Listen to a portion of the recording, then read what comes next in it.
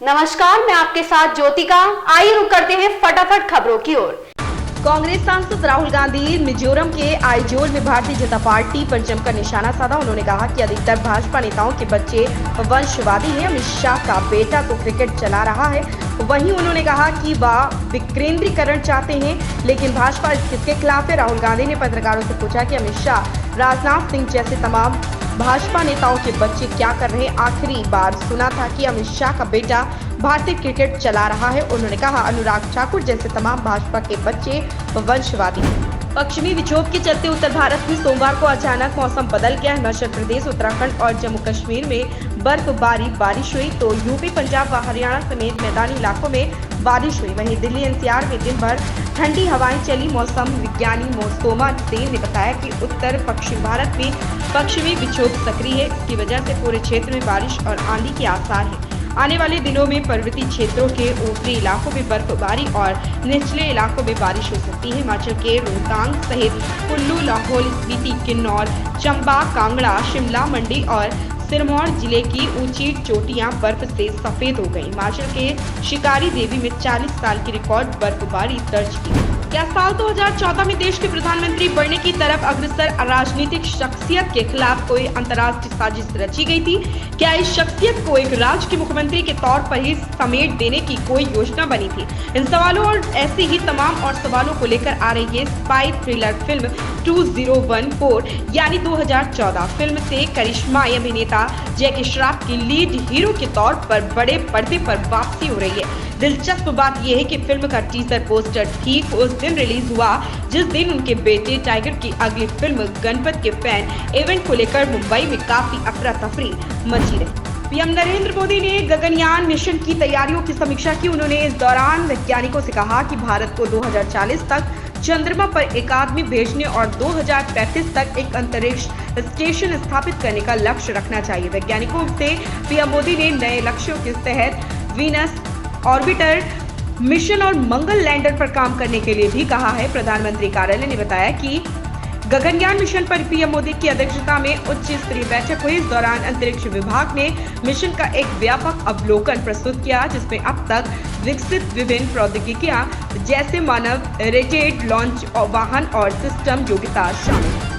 उत्तर प्रदेश सरकार के वित्त विभाग ने वर्ष 2024-25 के लिए बजट की तैयारी शुरू कर दी है। अपर मुख्य सचिव वित्त दीपक कुमार ने सभी विभागों के ऊपर मुख्य सचिव, प्रमुख सचिव और सचिव को वित्त मंत्री के बजट भाषण के लिए बजट सामग्री तैयार करने के निर्देश दिए गए।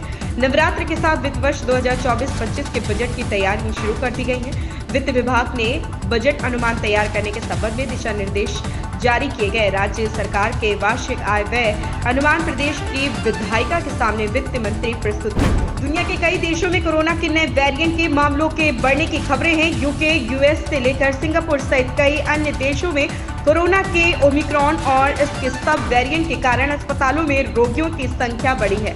इन वेरिएंट्स के प्रारंभिक अध्ययनों में पाया गया है कि नए वेरिएंट्स के कारण गंभीर रोगों का जोखिम कम है।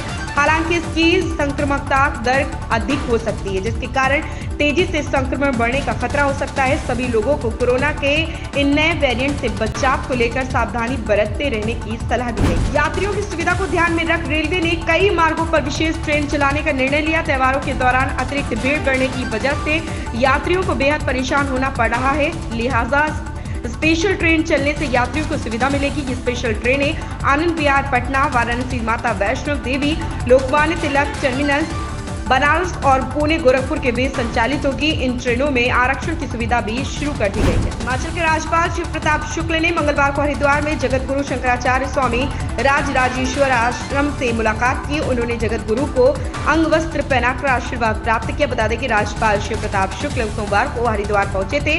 उन्होंने divine college of medical science में हिंदवी स्वराज के 350वें वर्ष पर आयोजित कार्यक्रम में व्याख्यान माला को संबोधित किया। आम आदमी पार्टी के राज्यसभा सांसद राघव चड्ढा को दिल्ली हाईकोर्ट से राहत मिली है। हाईकोर्ट ने सरकारी बंगले के आवंटन से जुड़ी याचिका पर फैसला सुनाते हुए सांसद राघव चड्ढा की अपील मंजूर कर ली है। चड्ढा को 3 दिनों के भीतर निचली अदालत के सामने अपना रिप्रेजेंटेशन देना होगा। चड्ढा ने निचली अदालत के 5 अक्टूबर के आदेश को यहां चुनौती दी थी। राज्यसभा सांसद राघव चड्ढा को आवंटित सरकारी बंगले से बेदखल करने से राज्यसभा सचिवालय को रोकने संबंधी एक अंतरिम आदेश को अदालत ने रद्द कर दिया। विश्व कप 2023 का रोमांस फैंस के सिर चढ़कर बोल रहा। भारत पाकिस्तान के मैच के बाद अफगानिस्तान इंग्लैंड के मुकाबले ने विश्व कप का रोमांस बढ़ा दिया है। शुरुआती 2 मैच जीतने के बाद पाकिस्तान की टीम को भारत के खिलाफ 7 विकेट से हार का सामना करना पड़ा था। इस मैच के बाद बाबर आजम की टीम 20 अक्टूबर को ऑस्ट्रेलिया के खिलाफ मुकाबला खेलना है। इसके लिए उन्हें बीच में 5 दिन का आराम मिला। टीम 5 बार चैंपियन के खिलाफ वापसी करने की कोशिश करेगी और 5 दिन के आराम से इन्हें जरूर मदद। इन खबरों में बस इतना ही, बने रहिए हमारे साथ।